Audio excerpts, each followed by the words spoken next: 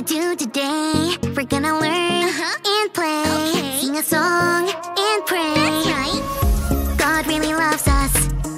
God really, really cares about you, me, our families. That's right. God's always right there. Woo! Let me fix my curls. You've tuned into Cali's world. That's right, boys and girls. Welcome to Cali's world. Hey friends, I'm glad you're here. There's a big storm outside and... Whoa! Did you hear that? Don't worry. If I lose electricity, my computer is fully charged, so we'll be able to stay together. Wow! That was a big one! I don't mind storms as long as I'm inside and safe, but the dark is a whole other thing. I don't like it that much. How about you? It's just that some things look different in the dark, and not always in a good way. Sometimes in a confusing way, or even a scary way. Oh no! There goes the power. I thought that might happen, so I brought two things. My glow stick necklace, so that you can see me, and my flashlight. Let's make the best of this, okay, friends? Since it's dark, let's look at some things that are different in the dark.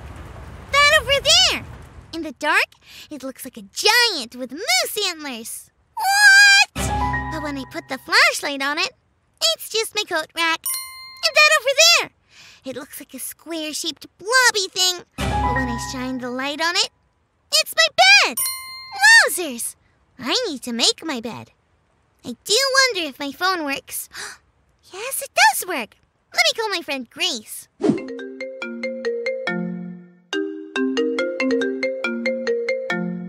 Hi, Cali. I just came over to see if you were okay. I know you don't like the dark that much. Thanks, Grace. That's really nice of you. Yeah, we were just talking about looking different in the dark than we do in the light.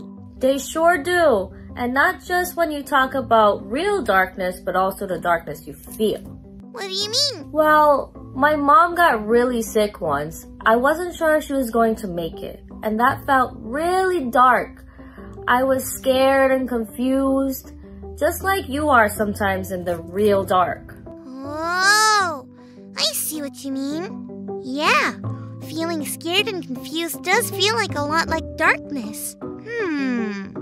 I wonder. What? Well, I have a flashlight for when it's dark.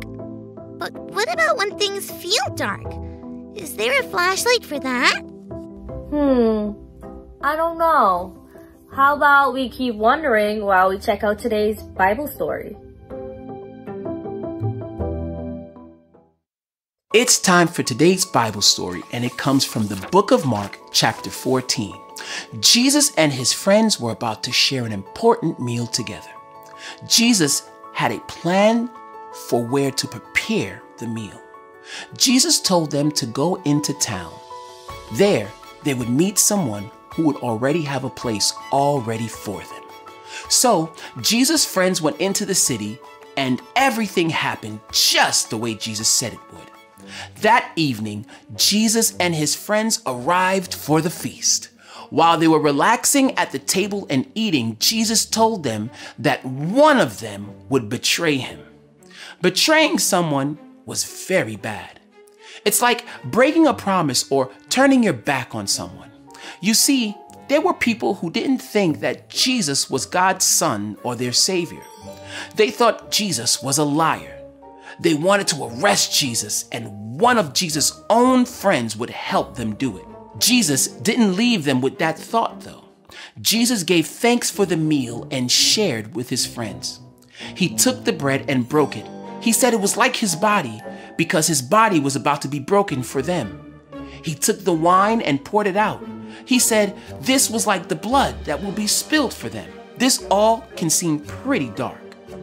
But Jesus was giving them this food as a sign of hope.